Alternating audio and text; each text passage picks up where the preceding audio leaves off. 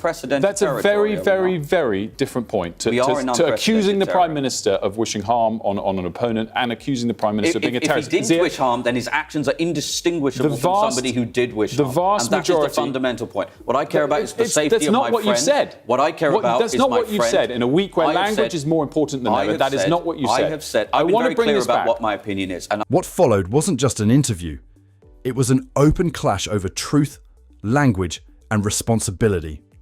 This is the moment Reform accused Britain's Prime Minister of crossing the line. Think of the Prime Minister's speech yesterday. Well, firstly, to that point, I think people watching this can draw their own conclusions. If somebody supports what, according to the Prime Minister, is a racist policy, by definition, they are racist. That's how he is calling our voters racist. I think what we have seen, though, over the last 48 hours is the most extraordinary, vindictive, vicious use of inflammatory language to demonise Nigel Farage, the man who Keir Starmer knows now he cannot beat at the ballot box, who has embarked on a campaign with his cabinet to incite violence against him. Keir Starmer is circling the drain. He knows that he can't beat Nigel at the ballot box. A Survation poll this week showed the majority of his own members want him replaced. There was another poll that said that he was literally the most unpopular Prime Minister on record. And how's he responded? He's called Nigel racist. He's called our supporters racist. We had 11 cabinet ministers on pretty much the same day use that exact language. The Deputy Prime Minister, in an extraordinary intervention, I've not seen anything like this in my lifetime in politics in this country, he said that Nigel flirted with Nazism, flirted with the Hitler Youth. And then you had the Home Secretary on the same day said that Nigel is, quote, worse than a racist. And the Prime Minister also used in his speech, he used language, he said, we need to, quote, go into battle. He called on his supporters to go into battle with, quote, the enemy, and said that Nigel and Reform represent a threat to everyone in this country. And using that language, he knows exactly what he's doing. And I want to share one last thing, very important information, which I thought long and hard about sharing. But I do think it's important that people know and the British public know. It was just 2 weeks ago that the authorities cut the size of Nigel's security by 75%. And it was, of course, 2 weeks ago, as people know, that we had the tragic assassination of Charlie Kirk, the most high-profile political assassination in recent memory. The Prime Minister knows exactly what he's doing. He knows he cannot beat Nigel at the ballot box. We've seen the most extraordinary campaign over 48 hours to demonise Nigel, and he is absolutely inciting violence against him. Well, tension crackles in the air. Instead of softening or hedging, Yusuf accuses the Prime Minister of inciting hatred against his political opponent. Despite the explosive accusation, he delivers it steadily. His facts are well rehearsed and his conviction is unwavering. The confidence on the other side of him seemed to catch Frost off guard for a second. But inciting violence, which is, you said a few times and you concluded with that thought, is encouraging others to commit an unlawful act of violence. He did not do that. So in security circles, there's a concept called stochastic terrorism. This is well understood in security circles. I appreciate it's a bit of a technical, arcane term, so I'll try and explain it very briefly. It is where somebody uses a big megaphone to launch a very public demonization campaign using inflammatory language in pursuit of encouraging a random act of violence against the target. The fact that, and this is not one, errant comment at a fringe event at a conference, not even two errant comments. It is the Prime Minister with the biggest megaphone in the country across every major broadcaster, including this one, using the most inflammatory language possible, and then 11 of his cabinet members coming out and one-upping him on that. I will tell you this as someone who's a friend of Nigel's, and I thought long and hard about whether I should share that information about Nigel's security. And I want to be clear that donors have stepped in to ensure, thankfully, that Nigel is well protected, and so, Reform supports. And frankly, any right-thinking people in this country who think politics should be debated around the actual policies, we should be talking about issues and not using this kind of inflammatory, directly insightful language. I have stood next to Nigel as he's been attacked by masked lunatics from Antifa. I've seen them try to attack Nigel. I've seen them try to attack our supporters, our volunteers, our activists. That's why we're so appalled by this behaviour. The Prime Minister, who's supposed to be a human rights lawyer, should know far better than this. He knows he can't beat Nigel at the ballot box, so he's resorted to inflammatory vilification to incite violence against him. Well, I mean, look, I can't speak for the government. I think on the point that he's saying you just said that he's intentionally trying to incite violence. I'm sure that they would say loud and clear, in fact, they have already, that that's not the case. Well, if that's the case, he should come out and apologise for using that inflammatory. Although Frost insists on definitions, Yusuf teaches him one.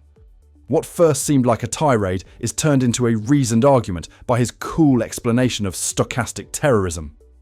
In the face of obvious danger, he makes Frost's dismissal seem foolish, even reckless, by equating emotion with technical accuracy. Every single other comment has been about a policy, and there is with no respect, Shabana Mahmood, Okay, the Home hold on. Secretary, said Hold that on. Nigel was worse than a racist. So with respect, I need to correct you on that. You just said every other comment has been about the policy. The Home Secretary, no less, said that Nigel is, quote, worse than a racist. The government obviously would say that their intention here is to beat Nigel Farage at the ballot box. They're focusing on a policy that they argue is racist. And we're going to get to that policy after this final question on this, because I think it's important, even though we spoke about it on Monday.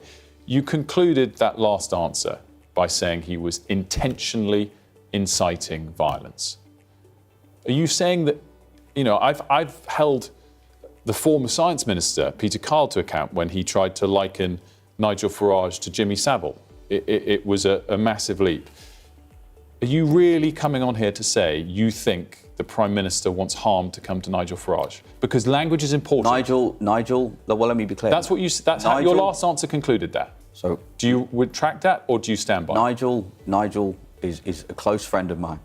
I think he's the future Prime Minister of this country. He's the bookmaker's favourite to be the next Prime Minister in this country, and he's well ahead in the polls. So the stakes are too high for me to mince my words. I think Keir Starmer knows that he cannot beat Nigel Farage at the ballot box. He cannot beat reform at the ballot box. And yes, I think that he has decided to embark on a campaign that is clearly, he knows, insightful of violence against him.